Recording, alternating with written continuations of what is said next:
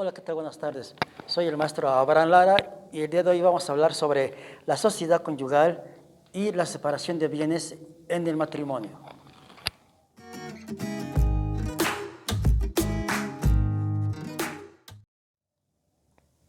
La sociedad conyugal y la separación de bienes en el matrimonio es el régimen patrimonial por la cual las personas que deciden casarse, contraer matrimonio, se sujetan al régimen patrimonial, ¿verdad? En la actualidad, aquí en nuestro país, existen esas dos figuras respecto de los bienes que se adquieren durante el matrimonio, ¿sí?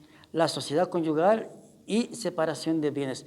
De forma muy común, a la sociedad conyugal se le conoce como bienes mancomunados, pero la forma correcta de dirigirse a esta figura jurídica es como sociedad conyugal. Pues bien, cuando dos personas deciden casarse, también deben de establecer qué va a pasar con los bienes que van a adquirir durante el matrimonio, ¿verdad? Es decir, si pertenecen a ambos por partes iguales o en diferentes proporciones o son para cada uno de ellos, ¿verdad? De hecho, se deben sujetar a lo que se llama capitulaciones matrimoniales, ¿verdad? Pero bueno, lamentablemente, tanto en la Ciudad de México como en el Estado de México y otros estados de la República Mexicana, de hecho, ni están enterados por el juez del registro civil donde se contrae matrimonio, qué son las capitulaciones matrimoniales. De tal suerte que 1 de 1000 celebra capitulaciones matrimoniales, por desconocimiento, por ignorancia, porque no se les informa. Ante esta situación, los cónyuges solo deciden celebrar su matrimonio, ya sea bajo el régimen de sociedad conyugal o el de separación de bienes. ¿Qué va a pasar con este régimen patrimonial? Miren, cuando el matrimonio se celebra bajo el régimen de sociedad conyugal, se entiende que al no haber capitulaciones matrimoniales, es decir, la forma de distribuirse los bienes, se entiende que corresponden en partes iguales a los cónyuges, ¿verdad? Todos los bienes que adquieran a partir de que inicie el matrimonio y hasta que concluye, el matrimonio puede concluir por divorcio, por muerte, por nulidad o por alguna otra figura jurídica, pertenecen por igual a ambos cónyuges, ¿verdad? Pertenecen por igual, es decir, 50% para cada uno de los cónyuges, de los bienes que adquieran durante el matrimonio, no importando a nombre de quién estén. Si están a nombre del varón o de la mujer, no importa. La mitad es para cada uno en caso que decidan separarse o termine el matrimonio. A cada uno le corresponde el 50%. Es decir, si hay un bien inmueble que se adquirió y está a nombre del esposo, la mitad le corresponde a su esposa. Si el vehículo, el automóvil, está a nombre de la esposa, la mitad le corresponde al esposo, ¿sí? Hay matrimonios que de forma muy correcta, cuando van adquiriendo los bienes, los ponen a nombre de ambos cónyuges. Esto es correcto, porque ya están en el entendido que pertenecen a los dos, ¿verdad? Entonces, en cuanto al régimen de sociedad conyugal, recordemos, a cada cónyuge le corresponde el 50%, en el entendido que no hay capitulaciones matrimoniales, ¿sí? Pero hay algo importante en la sociedad conyugal. Hay veces que se adquieren bienes dentro del matrimonio que no forman parte de la sociedad conyugal. ¿Cuáles son estos bienes? Número 1, la donación. Si alguna persona hace una donación a favor del varón o de la mujer, esos bienes únicamente pertenecerán a esta persona. ¿Por qué? Se entiende que si un papá le hace una donación a su hija, la está haciendo únicamente a su hija, no tiene intención de hacerla también al marido. Luego entonces se entiende que únicamente pertenece a la hija, pero lo importante es que se haga en escritura pública ante notario, para que quede bien establecida esa donación y únicamente pertenezca, en este caso, a la hija de ese papá que está donando un bien inmueble a su hija, únicamente pertenecerá a ella. Entonces, las donaciones no pertenecen a la sociedad conyugal. Otros bienes que tampoco forman parte de la sociedad conyugal son los bienes adquiridos por herencia o legado. Si alguien, un papá o una mamá, dejan de una herencia a su hijo, o les corresponde por sucesión legítima, porque no hubo testamento, únicamente pertenecerán a esta persona, al hijo o a la hija que tiene derechos hereditarios y que únicamente por voluntad de la persona que quiere dejar la herencia o por lo que está establecido en la ley, corresponderán a esa persona que tiene los derechos sucesorios, hereditarios, ¿verdad? Esos bienes únicamente pertenecen al cónyuge que tiene esos derechos hereditarios. Pero algo importante, para que únicamente pertenezcan a esa persona, es importante que cuando se hace la adjudicación y escrituración, se haga todo de forma correcta. Es decir, que se adquieran en virtud de la herencia, a través del juicio sucesorio correspondiente. Porque en la práctica hay abogados que de forma mala, de forma poco ética, les adjudican los bienes a veces por juicio de usucapión.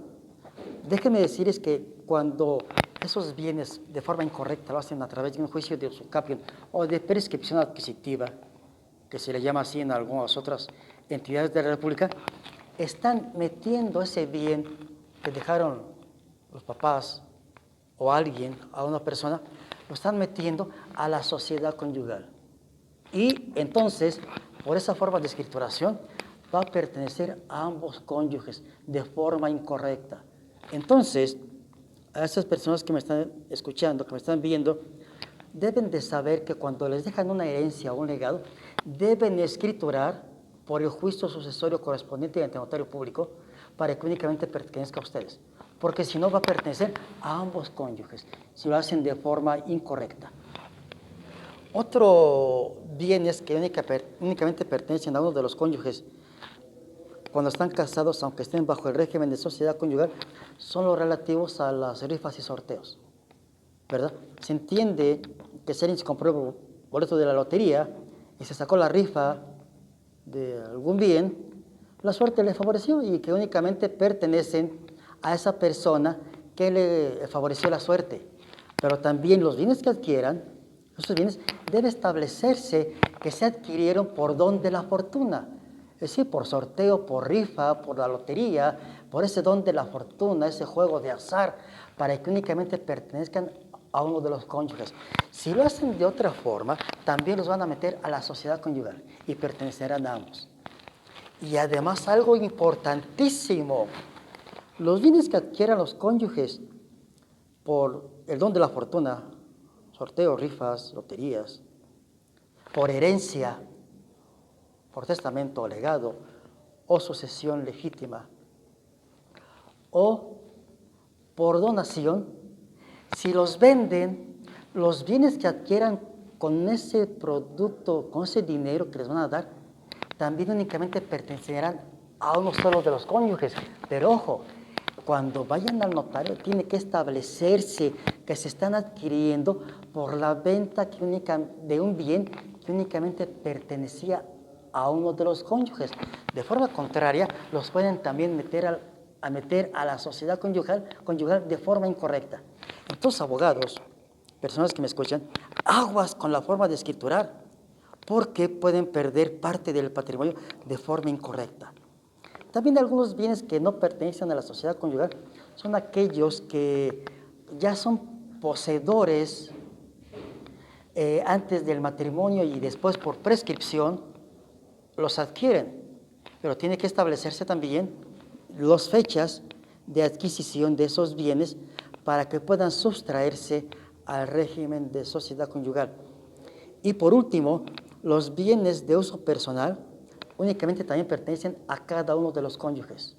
Me refiero a las computadoras, las tabletas, los teléfonos, la joyería, la perfumería, todos esos bienes de uso personal son de cada uno de los cónyuges y también salen de la sociedad conyugal. No importa qué tan valiosos puedan ser, ¿sí? Son de uso personal. Entonces, eso es en cuanto a la sociedad conyugal, el régimen patrimonial por el cual se puede celebrar cuando dos personas realizan un matrimonio, ¿verdad? El otro régimen patrimonial que tiene mucho debate es la separación de bienes. ¿Por qué? Resulta, aunque aún hay estados de la República sumamente machistas, que todos los matrimonios son bajo el régimen de separación de bienes, y entonces los bienes están a nombre del varón y la pobre mujer se queda en la calle. Y bueno, al menos aquí en el Estado de México y en la Ciudad de México, de esta República Mexicana y en muchos estados, existe la figura patrimonial en el matrimonio de separación de bienes. Pero ha sido muy injusta, puesto que hay un matrimonio, una pareja, y resulta que entre ellos deciden que uno de ellos va a trabajar fuera del hogar y otra persona va a trabajar cuidando a los hijos, cuidando el hogar, administrando los bienes que se obtienen, ¿verdad? Y no tiene ingresos. O tiene menos ingresos porque dedica el tiempo a las tareas del hogar y aparte a trabajos más remunerados. Y en ocasiones se compra una casa o varios bienes y se ponen a nombre del esposo. Bueno, pues resultaba que si hay divorcio, pues esos bienes son únicamente del esposo y la pobre cónyuge se queda en la calle. Pero aquí en la Ciudad de México y en el Estado de México se ha establecido la figura de la compensación patrimonial. ¿Qué significa? Que cuando hay divorcio, si uno de los cónyuges tiene menos bienes o no los tiene porque se dedicó a las labores del hogar, a la administración del hogar y del cuidado de los hijos, tiene derecho a una compensación que puede ser hasta del 50%. La legislación todavía está mal, porque se podrá hacer hasta el 50%. Interpretando esto, quiere decir que puede ser del 0.01%, el 5%, el 10%, el 20%, el 30%, el 40%, hasta el 50%, pero no más. Cosa incorrecta. ¿Por qué? Porque una vez celebrado el matrimonio, debe establecerse de forma tajante que los bienes pertenecen en partes iguales a los cónyuges. Porque si bien es cierto que quizá uno tenga mayores ingresos por el trabajo que desempeñe, pero también es cierto que el otro cónyuge que está al cuidado del hogar o que tiene nuevos ingresos, también colabora para que la persona que está trabajando y obtiene buenas remuneraciones, trabaje de forma correcta, de forma tranquila, sin preocupaciones, porque el otro cónyuge está atendiendo el hogar, está atendiendo los hijos. Entonces es injusto que de repente hay divorcios y los quieran dejar en la calle. Pero bueno, ya actualmente tenemos que si no hay capitulaciones matrimoniales, el cónyuge que está en desventaja patrimonial puede pedir hasta el 50%. Eso ya es un gran avance. Lo correcto sería que tendría derecho al 50%, porque los bienes se adquirieron durante la vigencia del matrimonio. Por tanto, independientemente de que uno de los cónyuges sea aporte más o menos, es una sociedad el matrimonio. Es una pequeña sociedad de dos personas, donde una vez que hay divorcio, tal como las sociedades que se liquidan, deben de repartirse los bienes por partes iguales, ¿verdad? Esa sería mi aportación el día de hoy, ¿verdad? En cuanto al régimen patrimonial de sociedad conyugal y separación de bienes y algunos avances que se han logrado y algunas otras cosas que faltan por hacer respecto del régimen de separación de bienes. ¿Y por qué no? También respecto al régimen de sociedad conyugal. también deberían ya de incorporarse a la sociedad conyugal los bienes que se adquieran por el don de la fortuna. Deben pertenecer a ambos cónyuges, porque forman uno solo. Entonces, es injusto que nada más sean para el que tuvo la suerte, ¿verdad? De mi parte, eso sería todo. Los esperamos para seguir charlando respecto de temas de interés para la gente de forma general, para todas las personas que me escuchan, y también para abogados que de repente hay por ahí alguna idea que les puede servir en sus juicios, en sus procedimientos que llevan a cabo cuando llevan algún asunto de divorcio o cuando tienen que hacer un juicio de separación de bienes o un cambio de régimen patrimonial, ¿verdad? De sociedad conyugal a separación de bienes o viceversa, porque así lo marcan algunas estrategias que quieren seguir. Hasta luego, que tengan excelente tarde y no olviden suscribirse a nuestro canal de YouTube Lisema para que tengan de estas información que puede ser de utilidad en su vida personal. Hasta luego.